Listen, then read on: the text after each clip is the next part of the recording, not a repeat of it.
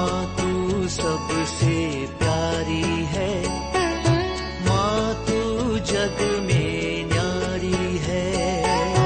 माँ तू सबसे प्यारी है, माँ तू जग में न्यारी है। अपने आंचल में रखना, अपने आंचल में रखना। हमें वरदानों से भरना। माँ तू सबसे प्यारी है, माँ तू जग में न्यारी है। माँ तू सबसे प्यारी है, माँ तू जग में न्यारी है। Mr. Rajan Samuel, a great missionary in Hindi heartland, first class with distinction.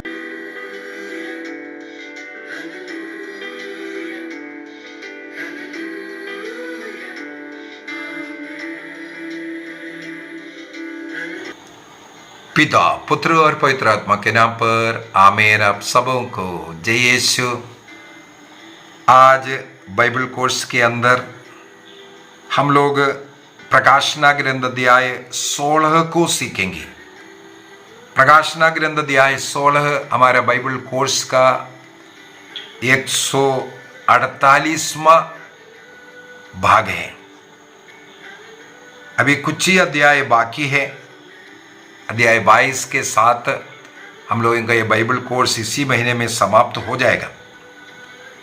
तो मेरा विश्वास है आप लोग मेरे साथ, विशेषकर अभी इन दिनों में प्रकाशना ग्रंथ का एक एक अध्याय हम लोग शनिवार और इतवार को सीखते हुए आ रहा है। और आज के दिन में प्रकाशना ग्रंथ अध्याय 16 में हम लोगों ने कल देखा था 7 प्याले के विषय में, 7 विपत्तियां। और कल के क्लास में भी बोला था पुराने विधान में मिस्र देश में जो गुलामी से, पाप की गुलामी से इस्राएली लोगों को छुड़ाने के लिए ईश्वर ने मूसा नबी के द्वारा 10 विपत्तियां ढाई थी। निर्गमन ग्रंथ अध्याय 7 से अध्याय 12 तक हम लोग ये भाग पढ़ सकते हैं, 10 विपत्तियां। और उसके साथ यहाँ पर हम लोग देखते हैं अध्याय 16 के अंदर 7 कटोरे, प्याले उंडेलते हुए और इसके द्वारा ईश्वर का न्याय। वहाँ पर हम लोग पुराने विधान में फिरौन के विषय में, यहाँ पर पशु के विषय में। वहाँ फिरौन का राज्य था मिस्र देश, यहाँ नए विधान में पशु का इस संसार। वहां पर 10 विपत्तियां, यहां नए विधान में 7 प्याले के रूप में दिखा रहा है। और ये अंतिम अवसर है पश्चाताप करने का, इसके बाद कोई अवसर नहीं है। ये जो न्याय शुरू होगा इसके बाद कोई अवसर नहीं मिलने वाला है। और वाक्य 1 से हम लोग पढ़ना शुरू करेंगे। वाक्य 1 में हम लोग पढ़ते हैं, मंदिर में से एक गंभीर वाणी सुनाई पड़ी जो 7 स्वर्गदूतों से वह कह रही थी। मंदिर में से जो आवाज 7 स्वर्गदूतों को, आओ ईश्वर के क्रोध के 7 प्याले पृथ्वी पर उंडेल दो। इसका मतलब एक एक प्याला पृथ्वी पर उंडेलते वक्त पृथ्वी में क्या होने वाला है उसी को ही ईश्वर का अंतिम न्याय के रूप में हम लोग आज के क्लास में पढ़ेंगे।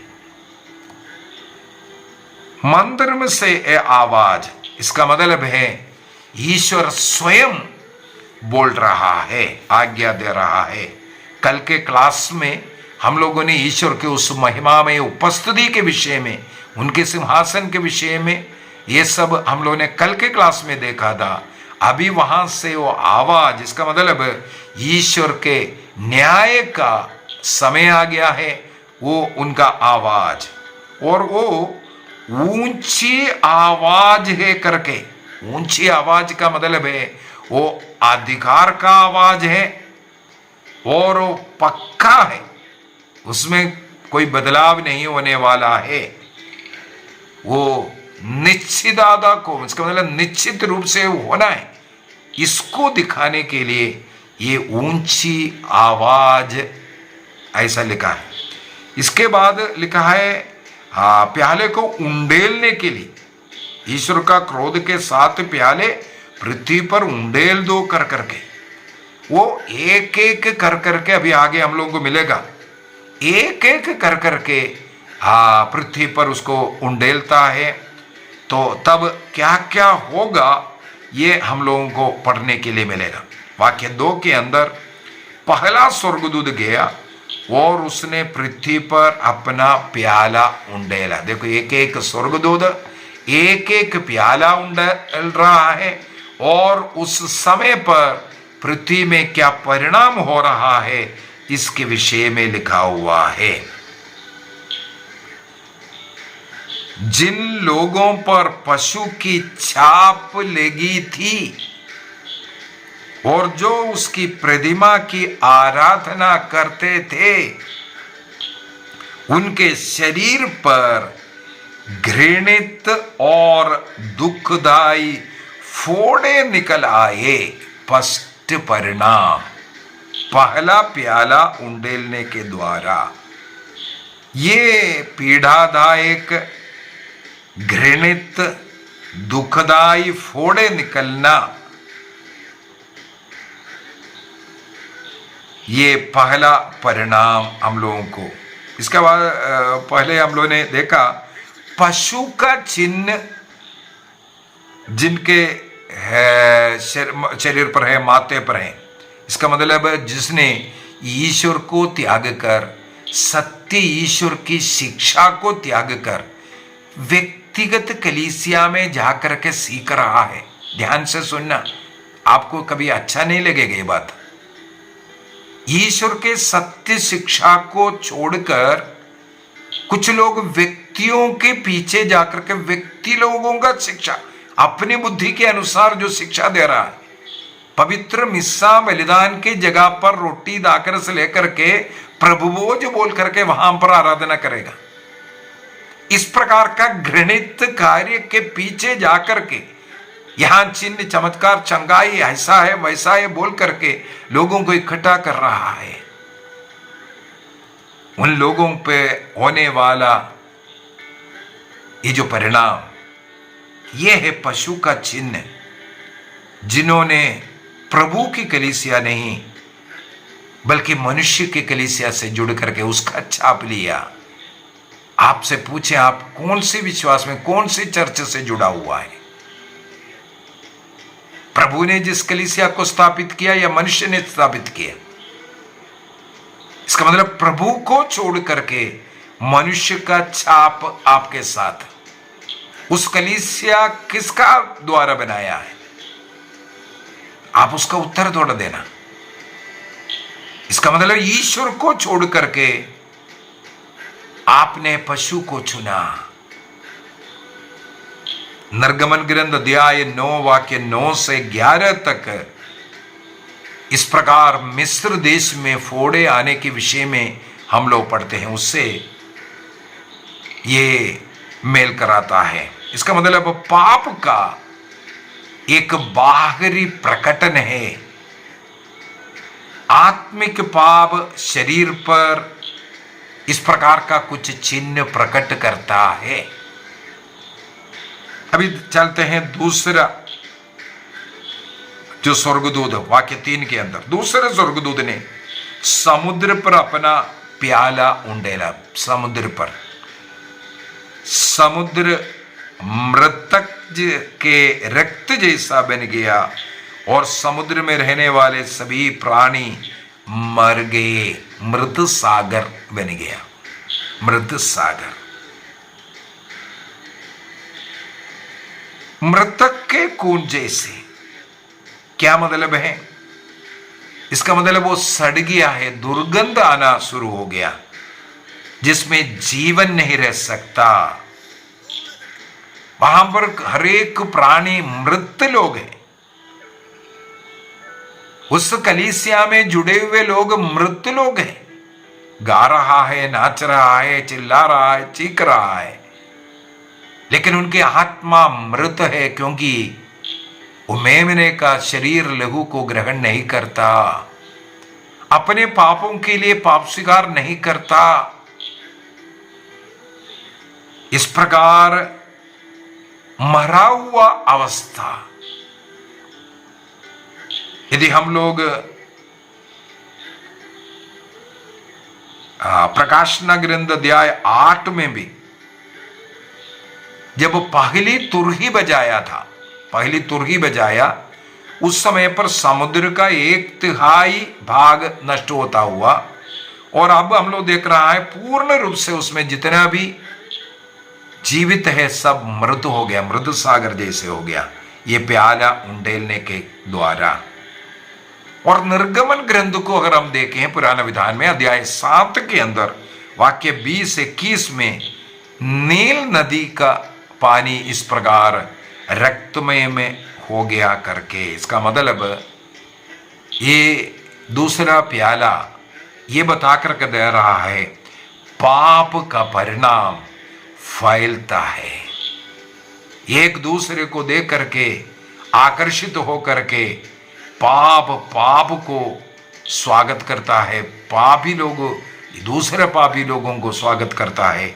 इस प्रकार पाप का फैलने के विषय में पहले थोड़ा सा था, लेकिन अब पूरा, पहले तुरही बजाए तो समुद्र का 1/3 नष्ट हुआ था, लेकिन अभी पूरे पानी पर उसका असर होना, इस प्रकार एक दूसरे का मृत्यु का कारण बन रहा है। अभी चलते हैं तीसरा, क्योंकि 7 प्याले हैं, एक कर करके हम लोग को जल्दी खत्म करना है। तीसरे में क्या पढ़ते हैं? तीसरा पाले, तीसरे स्वर्गदूत ने नदियों जल स्रोतों पर अपना प्याला उंडेला, वह रक्त बन गए। तब मैंने जल के स्वर्गदूत को ये कहते हुए सुना, परम पावन जो है और जो था और तेरे निर्णय न्याय संगत है, क्योंकि उन्होंने संतों और नबियों का रक्त बहाया और तूने उन्हें रक्त पिलाया कर करके। बहुत ही सुंदर तरीके से ये आवाज जो वाक्य 5, 6, 7 ये सब पढ़ेंगे वहां पर हम लोगों को मिलेगा। सबसे पहले नदी और जल स्रोत, इसका मतलब पीने का पीने के पानी पर और जीवन के लिए बहुत जरूरी है पानी पीना, उसके ऊपर असर पड़ता हुआ। और संतों का खून बहाया था करके हमें मालूम है। ये जो प्रकाशना ग्रंथ लिखने का पीछे का कारण रोमा साम्राज्य के द्वारा क्रिस्तियों के ऊपर जो उत्पीड़न हो रहा है, लोगों का वध कर रहा है, विनाश कर रहा है क्रिस्तियों का, उनको जो न्याय किस प्रकार मिलेगा उसके विषय में। इसका मतलब है जो ऐसा उत्पीड़न दे रहा है उनका ये पाप, जैसे उन्होंने कर्म किया वैसे उनको मिलने के विषय में। और आगे हम लोग पढ़ते हैं वेदी की जो आवाज, वेदी की आवाज के विषय में इससे पहले भी हम लोगों ने पढ़ा था प्रकाशना ग्रंथ अध्याय 6 के अंदर, अध्याय 6 वाक्य 9 और 10 में शहीदों की आवाज। अब उनको न्याय, वहां पर उस समय पर न्याय का पुकार था, तो यहां पर अब उनको न्याय मिलता हुआ। निर्गमन ग्रंथ अध्याय 7 वाक्य 19 में भी हम लोग ये पढ़ सकते हैं कि नील नदी और सब जल स्रोत, जो पीने वाला पानी जो मिस्र देश को मिलता था, वो सब खून बन गया था, गेंदे बन गया था कर करके। अभी जाते हैं चौथा कटोरा, वाक्य 8 और 9 के अंदर जो है हम लोग जो पढ़ता है, वहां पर चौथा, वहां पर क्या है? सूर्य पर गिर रहा है। कहां पर है? अपना प्याला सूर्य पर। सूर्य को, मनुष्य को आग से जलाने की अनुमति। वो अब कितना गर्मी चल रहा है, इसके पीछे का कोई कारण ये बाइबल से हमें ढूंढना है। यहां पर पाप का परिणाम के रूप में सूर्य पर एक कटोरा बेचता हुआ, फेंकता हुआ, उंडेलता हुआ सृष्टि स्वयं न्याय का साधन बन गया है। ईश्वर का सृष्टि है सूरज, उस सूर्य पर एक कटोरा आग से जलाने का अधिकार इनको मिल रहा है। पहले सूरज, जो सूर्य आशीष का एक चिन्ह था, अब वही सूरज न्याय का चिन्ह बन गया है। पहले आशीष का था, अब न्याय का कारण वो बन गया। अभी उसका कारण क्या? ईश्वर के नाम का निंदा करना। उनके जीवन में जितना भी विपत्तियां पड़ रहा है, इसके बावजूद भी हृदय को कठोर कर, जैसे फरौन मिस्र देश में अपना हृदय को कठोर और करता गया, उसी प्रकार पश्चाताप नहीं कर रहा है। अपने हृदय को और कठोर बन करके, मैं जो बोल रहा हूं वो सही है, मेरी शिक्षा सही है, कैथोलिक चर्च गलत है, यहां वहां इस प्रकार के जो झूठे शिक्षा, कठोर हृदय, इससे हमें बचने की जरूरत है। पश्चाताप नहीं करना, जैसे फिरौन का वो जो स्वभाव। निर्गमन ग्रंथ अध्याय 8 वाक्य 15 के अंदर हम लोग देखते हैं, ईश्वर ने उनके हृदय को और कठोर बनाया। यहां पर ये चौथा प्याला के द्वारा हमें ये बता करके दे रहा है कि विपत्ति अपने आप पश्चाताप नहीं लाते हैं। हमें जो अवसर मिला है उस समय पर पश्चाताप करना है, इसके बाद वो अवसर नष्ट है। पश्चाताप के लिए हमारे हृदय को खोलना और अपने को विनम्र करना, अपने गलतियों को स्वीकार करना और प्रभु की ओर मुड़ना बहुत ही जरूरी है। ये चौथा कटोरा हमें सिखा रहा है। अभी पांचवा कटोरे में वाक्य 10 और 11 में पांचवें स्वर्गदूत ने पशु के सिंहासन पर अपना प्याला उंडायला। देखो अभी पांचवा में पशु के सिंहासन पर प्याला उंडेलने के विषय में, पशु के राज्य पर इस प्रकार अंधकार छाया है, ये सब लिखा हुआ है। क्या मतलब है पशु का सिंहासन? इसका मतलब हम लोगों ने इससे पहले सीखा था अध्याय 13-14 के अंदर, पशु की शक्ति, मेमने की शक्ति, मेमने का विजय, इसके विषय में हम लोगों ने सीखा था। वहां पर जो पशु का जो शक्ति केंद्र है उसको नष्ट करता हुआ वहां पर अंधकार आया। इसका मतलब है शैतान ही अंधकार है, उसमें कोई सत्य नहीं है। उस अंधकार संसार में प्रकट किया ये शैतान था, तुम लोगों को इस प्रकार गलत शिक्षा दे करके बिठाया था। ये सब प्रकट होने के विषय में, जीवें चबाने के विषय में लिखा है। इसका मतलब उनके लिए पीड़ा चरम सीमा में पहुंच गया, इससे बढ़कर के कोई पीड़ा नहीं मिलने वाली। इस प्रकार का असहनीय पीड़ा को दर्शाने के लिए जीवें चबाने के विषय में यहां बताया। निर्गमन ग्रंथ अध्याय 10 में देखो सब कुछ पुराने विधान में हम लोगों को मिलेगा, विशेषकर जो मिस्र देश की गुलामी से निकालने के लिए मूसा नबी के द्वारा जो कार्य किया, अभी यीशु के द्वारा, मेमने के द्वारा किस प्रकार पाप से इस प्रकार छुटकारा मिल रहा है, ये दोनों कंपेयर करते हुए निर्गमन ग्रंथ अध्याय 10 वाक्य 21 से 23 तक भी हम लोगों को मिस्र देश में किस प्रकार घना अंधकार पड़ने के विषय में जो हम लोग पढ़ते हैं। इसका मतलब है पशु का जो राज्य है, जो क्रिस्त विरोधी जो कार्य जो भी कर रहा है, वो बाहर से बहुत शक्ति सामर्थ्य वाला होगा, दूसरों को पीड़ा दे रहा होगा, लेकिन उसके अंदर से अंधकार में है। अभी 6वीं प्याला में जाते हैं, वाक्य 12 से लेकर के 16 तक अगर हम पढ़ेंगे, 16 तक, पूरे 16 तक 5वां प्याला के विषय में, सॉरी 6ठा प्याला के विषय में है। 6ठा प्याला के विषय में वाक्य 12 से लेकर के 16 तक है, बिल्कुल 16 तक ये हम लोग देख रहा है।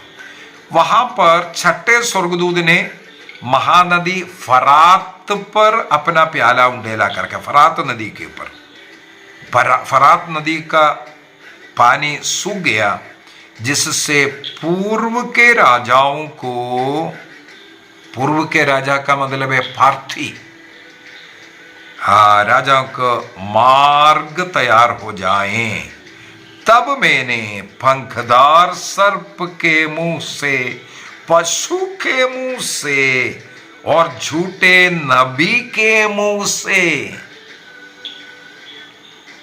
मेंढक के जैसे 3 अशुद्ध आत्माओं को निकलते देखा। ये अपदूतों का आत्मा है जो चमत्कार दिखाते और सर्वशक्तिमान ईश्वर के महिमा महादिवस के युद्ध के लिए समस्त संसार के राजाओं को एकत्र करने जाते हैं। वाक्य 15 में लिखा है, सावधान, मैं चोर की तरह आ रहा हूं। धन्य है वह जो जागता और वस्त्र पहने रहता है, कहीं ऐसा ना हो कि वह नंगा फिरे और लोग उनकी नग्नता देखें। उन्होंने राजाओं को उस स्थान पर एकत्रित किया जो इब्रानी में हर्मगदोन कहते हैं। हर्मगदोन, हम लोग उसका एक एक वाक्य पर जाते हैं। अभी वाक्य 16 तक मैंने पढ़ा था। फरात नदी, ये पूर्व और पश्चिम के बीच में एक प्राकृतिक सीमा बनाने वाला एक नदी है। रोमी साम्राज्य का एक रक्षा रेखा भी बोला जाता है फरात नदी। फरात नदी तक जो राज्य पूर्व और पश्चिम देश के जो बीच में एक प्राकृतिक सीमा इस फरात नदी के द्वारा होना, वहां उस नदी का जल को सूखना और शत्रु सेना को आने के लिए मार्ग तैयार हुआ कर करे। वो शत्रु सेना उसके पास खड़े हैं, वो है पार्थी लोग, वो है शत्रु सेना आकर के इनके ऊपर आक्रमण करना। और 3 अशुद्ध आत्मा के विषय में लिखा है, जैसे मैंने पिछले क्लास के अंदर भी 13वां क्लास में भी बोला था, वहां पर त्रिमूर्ति, एक जो पंखदार सर्प, इसके बाद समुद्र से आने वाला, इसके बाद पृथ्वी का वो पशु, ये तीनों तृत्व का नकली त्रिमूर्ति। इसी प्रकार यहां पर भी देखो 3 अशुद्ध आत्माएं लिखा है। देखो किस प्रकार ईश्वर के नकल करने वाले शैतान का जो कार्य है। अभी ये मेंढकों के जैसे हैं। निर्गमन ग्रंथ अध्याय 8 के अंदर वाक्य 1 से लेकर के पढ़ेंगे, मेंढकों का एक विपत्ति के विषय में हम लोगों को पढ़ने के लिए मिला है। और उस जगह को इब्रानी भाषा में हर्मगदोन कहते हैं। हर्मगदोन क्या मतलब है? हर मगिदो जो लिखता है, ये मगिदो का पर्वत इस्राएल में कई जगहों पर पुराने विधान में हम लोगों को युद्ध स्थल के उस नाम हम लोगों को मिलेगा, हर मगिदो बोल करके जो युद्ध स्थल, न्यायकर्ताओं का ग्रंथ अध्याय 5 वाक्य 19 में इस स्थान के विषय में लिखा हुआ है। इसका मतलब जहां पर युद्ध चलना है शैतान के साथ, शैतान का पराजय होना है, उस जगह के लिए इस हर मगदोन शब्द को लिखा है। हर मगेदो जो पर्वत जगह है जहां पर लड़ाई होना है। इसके बाद चोर की तरह हम लोगों को मत्ती का सुसमाचार अध्याय 24 में भी यही लिखा हुआ है, अंतिम समय, न्याय का समय चोर की तरह आने के विषय में। अर्थात वो समय कब होगा हमें मालूम नहीं है, कभी भी ये समय हो सकता है, इसको बताने के लिए। अभी मुझे पढ़ने के लिए मिला है हर मगदोन। ये एक प्लेस को हम लोग उठाना नहीं है करके मुझे एक टिप्पणी मिला है। ये ईश्वर और शैतान की शक्तियों के बीच का एक अंतिम टकराव का प्रतीक के रूप में लेना। किसी पर्टिकुलर ये जगह है, इस स्थान, ये हरमगदोन कहाँ मिलेगा, ये पूछना नहीं। ये ईश्वर और शैतान के बीच का जो अंतिम टकराव को दर्शाने के लिए इस जगह का, उस स्थान को यहाँ पर बताया है करके कैथोलिक कलीसिया आधिकारिक रूप से ये सिखाते हैं। किसी पर्टिकुलर एक प्लेस, एक जगह ये नहीं है, बल्कि हमें क्या उठाना है, ये ईश्वर और शैतान के शक्तियों के बीच का जो अंतिम टकराव का उस टकराव का प्रतीक है। उस स्थान नहीं, उसका प्रतीक। अभी चलते हैं 7वें कटोरा, वाक्य 17 से लेकर के 21 तक वचनों में हम लोगों को यही पढ़ने के लिए मिलता है। 7वां कटोरा उंडेलते वक्त क्या हुआ है, वहां पर लास्ट में बोल करके दे रहा है, हो गया है, इट्स डन। योहन का सुसमाचार अध्याय 19 वाक्य 30 में ईसा मसीह क्रूस पर अपना प्राण अर्पित करने के पूर्व में यही कहा है, पूरा हुआ है। इसका मतलब जो न्याय का समय आ गया है, जो कुछ होना था वो सब हो चुका है। अंतिम जो शब्द ईसा मसीह ने कहा, उसी प्रकार ये अंतिम समय को दर्शाने के लिए यहां पर ये शब्द का इस्तेमाल किया हो चुका है। इसके बाद एक महान भूकंप के विषय में, ईश्वर की सृष्टि को हिलाने वाला शक्ति है ये भूकंप। इसका मतलब न्याय, ईश्वर का न्याय जब होगा तो सृष्टि सब हिलेगा एक बार। इसलिए हमें सतर्क रहने की जरूरत है। पाप को छोड़कर अच्छे जीवन जीने का जरूरत को दिखा रहा है एक महान भूकंप, सबको हिलाएगा वो। इसके बाद 3 भागों में जाने के विषय में, 3 भागों में वो पूर्ण रूप से विनाश होने के विषय में ये बता रहा है। महान बाबुल शब्द को यहां इस्तेमाल किया है। महान बाबुल जहां कहीं भी दिख रहा, ये पाप का एक प्रतीक है, पाप का प्रतीक, पाप का दुनिया।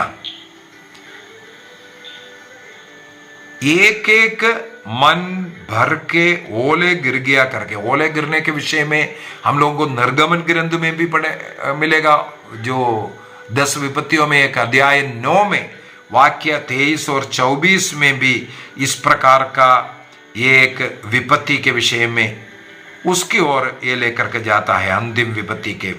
और टापू और पहाड़ अब नहीं रह गया। प्रकाशना ग्रंथ अध्याय 6:14 में इसी प्रकार पुराना जो भी सृष्टि है उसका अंत होकर के नए सृष्टि के आने के विषय में ये हमें लेकर के जा रहा है। टापू और पहाड़ नहीं रहना, ये बोल करके। यदि हम लोग इन 7 कटोरों को मिस्र के वो 10 विपत्तियों के साथ थोड़ा सा जोड़ करके जल्दी में हम लोग थोड़ा सा देखेंगे। घाव और फोड़े, प्रकाशन ग्रंथ अध्याय 16 में यहाँ पर हम लोगों ने सबसे पहले जो घाव होना और फोड़े होना, निर्गमन ग्रंथ अध्याय 9 वाक्य 9 में वहां पर जो फोड़े होने के विषय में, और यहाँ पर समुद्र खून होना या नदियां खून होने के विषय में जो लिखा हुआ वो निर्गमन ग्रंथ अध्याय 7 वाक्य 19 में और 20 में नदी खून हो रहा है और सारे जल स्रोत जो खून होता हुआ। चौथा में सूर्य पर जो प्याले उंडेलना वो ओले और आग की वृष्टि निर्गमन ग्रंथ अध्याय 9 का वाक्य 23 की ओर लेकर के जाता है। और अंधकार होना वो भी निर्गमन ग्रंथ अध्याय 10 वाक्य 21 में मिस्र देश में पूरा घना अंधकार हुआ इसकी ओर। फरात नदी सूखने के विषय में या मेंढक के विषय में हम लोगों को निर्गमन ग्रंथ अध्याय 8 वाक्य 1 के अंदर, भूकंप और ओले गिरने के विषय में निर्गमन ग्रंथ अध्याय 9 वाक्य 23 के अंदर सब पढ़ने के लिए मिले। इसका मतलब यहाँ पर जो अंतिम जो विपत्तियां हैं मिस्र देश में जो विपत्तियां हुआ उसके साथ मिला करके हम लोगों ने इससे पूर्व में भी 7 तुरहियों के विषय में पढ़ा था विपत्ति का, और यहाँ पर हम लोगों को 7 कटोरे मिल रहा है, उसके साथ भी थोड़ा सा हम लोग मिला करके देखते हैं। अध्याय 8 और 9 के अंदर, प्रकाशन ग्रंथ अध्याय 8 और 9 के अंदर 7 तुरहियों के विषय में है, और यहाँ पर अध्याय 16 के अंदर हम लोगों को 7 कटोरे के विषय में पढ़ने के लिए मिला। वहां पर 1/3 भाग को अगर प्रभावित हुआ था तुरहियों के साथ, यहां पर वो प्रभाव पूर्ण रूप से हो रहा है। 1/3 नहीं बल्कि पूर्ण रूप से हुआ।